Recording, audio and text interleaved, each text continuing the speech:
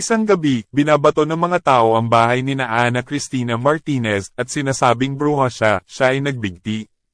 Si Sidney Wells ay isang matagumpay na classical violinist mula sa Los Angeles na nabulag mula noong siya ay 5 taong gulang dahil sa isang aksidente na may kinalaman sa mga paputok. Pagkalipas ng 15 taon, matapos ipagdiwang ang kaarawan ng conductor at pianist na si Simon McCullough, siya ay umuwi at sinalubong siya ni Miguel, caretaker ng apartment building ni Sidney. Pinag-usapan nila ang nalalapit na cornea transplant ni Sidney.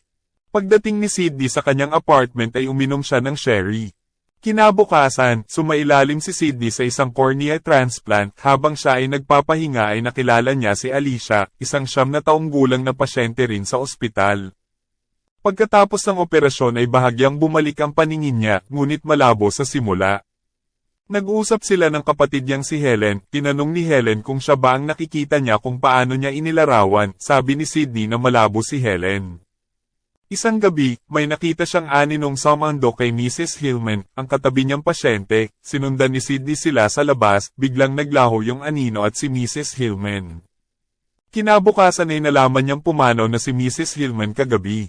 Bago umuwi si Sidney ay nagpaalam muna siya kay Alicia, nagpakuha si Alicia ng litrato nilang dalawa. Pag-uwi niya sa kanyang apartment ay nabigla siya nang sinalubong siya ng kanyang mga kasama na nakatira sa building, kasama na si Miguel. Pinuntahan niya si Dr. Paul Faulkner, isang rehabilitation therapist, tinuturuan niya si Sidney kung paano mag-interpret ng visual stimuli at kung paano muling matutunan ng mga bagay na hindi niya nagawa noong siya ay bulag pa. Isang araw ay nakita niya si Tommy, hinahanap ni Tommy ang kanyang report card, mapapag-alitan daw si Tommy kung hindi niya mahanap ang kanyang report card, at biglang naglaho si Tommy. Pinuntahan niya si Dr. Paul, base sa pinakabago na resulta ay wala daw mali sa mga mata ni Sidney, sinabi ni Sidney na nakakakita siya ng mga bagay na hindi normal. Pag-uwi niya sa kanyang apartment ay ibinalita ni Miguel na dumating na ang kanyang bagong telebisyon. Habang lumilipas ang panahon, unti-unting lumino ang paningin ni Sidney, gayunpaman, nagsimula rin siyang makaranas ng nakakatakot na mga bisyon, karamihan ay tungkol sa apoy at mga taong namamatay. Nakakakita rin siya ng mga tao na matagal nang patay, sa isang pagkakataon, isang kaluluwa ng batang babae ang dumaan mismo sa kanyang harapan at tumago sa kanyang katawan, nakita niya ang bangkay ng babaeng iyon na nabangga ng isang sasakyan, nagkaroon siya ng bisyon tungkol sa pagkasunog ng isang Chinese restaurant, kung saan 5 ang namatay. Pag-uwi niya sa kanyang apartment, sinira niya lahat ang kanyang ilaw, nag-blindfold at nagkulong sa kwarto, hindi rin niya tinatanggap ang mga tawag sa telepono, parang gusto niyang mabulag ulit. Isang araw, pumasok si Paul sa kanyang apartment sa tulong ni Miguel, dinala ni Paul si Sidney sa ospital para matahi ang kanyang sugat sa braso. Habang siya ay nagpapahinga sa ospital, dumating ang kaluluwa ni Alicia para magpaalam sa kanya, sinundan ni Sidney yung kaluluwa ni Alicia sa labas at nakita niyang sinundo siya ng isang anino at bigla silang naglaho. Dumating ang kapatid niyang si Helen at ibinigay ang litrato nila ni Alicia na pinamimigay ng ina ni Alicia. Tinanong niya kung sino yung nasa litrato, sinabi ni Helen na si Sidney yung nasa litrato, sinabi ni Sidney na hindi siya yon, kaya pumunta siya sa harap ng salamin, iba yung nasa litrato at iba yung nasa salamin. Nag-search sa internet si Sidney at may nabasa siyang artikulo tungkol sa cellular memory. Sinisikap ni Sidney na lutasin ang misteryo ng mga bisyon at kumbinsihin ang iba, lalo na ang kanyang visual therapist na si Paul Faulkner, na tumutulong sa kanyang paghahanap. Alam niyang hindi siya nababaliw. Pagkatapos niyang maligo, sinabi niya kay Helen na gusto niyang makita at makilala ang cornea donor. Kasama si Dr. Paul, naglakbay si Sidney patungong Los Llanos, Mexico, kung saan nagmula ang cornea donor na si Ana Cristina Martinez. Kumatok sila sa pintuan, at binuksan ng isang lalaki na nagngangalang Emilio at sila ay pinapasok. Natuklasan niya mula sa ina ni Ana na ang mga imahe ng apoy at kamatayan ay resulta ng isang aksidenteng industriyal na nahulaan ni Ana. Ikinwento ng ina ni Ana na mula pang bata si Ana ay kinatatakutan na siya, may isang pangyayari na umiiyak si Ana sa harap ng isang bahay, at may mamamatay sa bahay na iyon, hindi siya ang pumapatay kundi nakikita niya ang hinaharap na may mamamatay.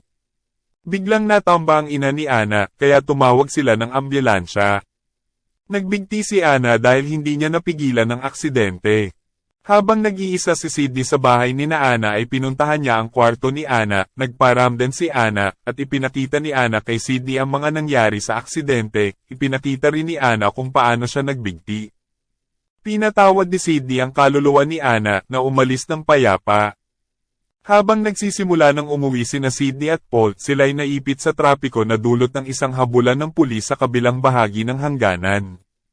Nakita ni Sydney ang batang babae mula sa kanyang bisyon sa kotse sa tabi niya. Napagtanto niya na ito ang kabuuan ng kanyang bisyon upang iligtas ang mga taong malapit ng mamatay mula sa isang aksidente.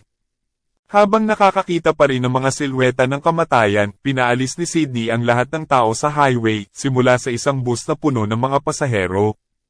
Nakumbinsi nila ni Paul ang lahat na lisanin ng bus at mga kotse sa pamamagitan ng pagsasabi na may bomba sa loob ng bus.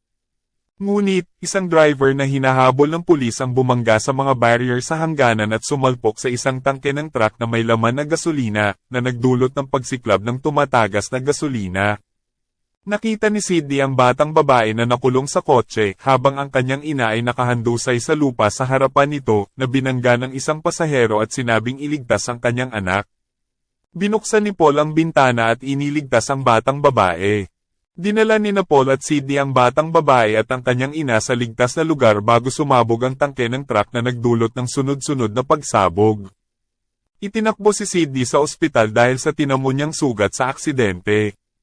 Nabulag si Sydney dahil sa mga fragment ng salamin na tumama sa kanyang mata. Matapos gumaling sa ospital, bumalik siya sa Los Angeles upang ipagpatuloy ang pagtugtog bilang isang bulag na violinist, ngunit may mas positibong pananaw na sa kanyang kalagayan. Pagkatapos ng isang performance ay pinalakpakan siya ng maraming manunood, at siya ay nagbow bilang pasasalamat. Dito nagtatapos ang isang napakagandang kwento. Movie commentary. Ang The Eye, 2008, ay isang remake ng kilalang Hong Kong horror film na may parehong pamagat. Pinagbibidahan ni Jessica Alba bilang si Sydney Wells, isang bulag na violinist na sumailalim sa isang cornea transplant upang maibalik ang kanyang paningin. Gayunpaman, pagkatapos ng operasyon, nagsimula siyang makakita ng mga kakaibang bisyon na hindi niya maipaliwanag, mga larawan ng kamatayan, mga kaluluwang ligaw, at mga trahedyang nagaganap.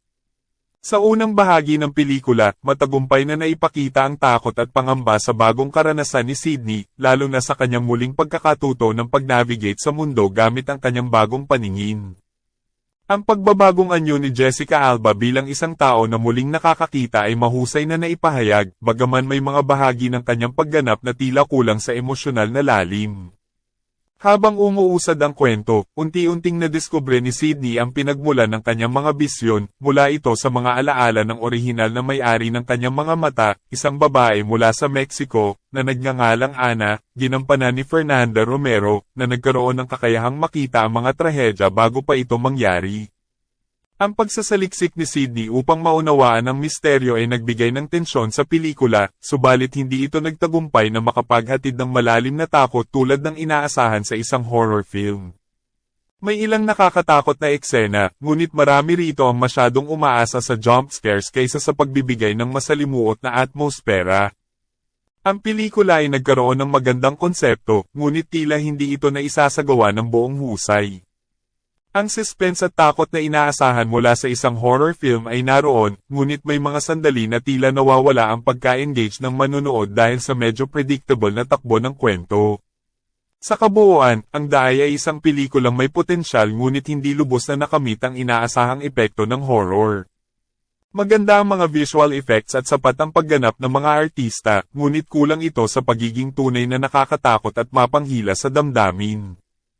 Kung ikaw ay isang tagahanga ng mga horror films, maaaring sulit itong panoorin, ngunit huwag kang magtaka kung hindi ito mag-iwan ng matinding impresyon.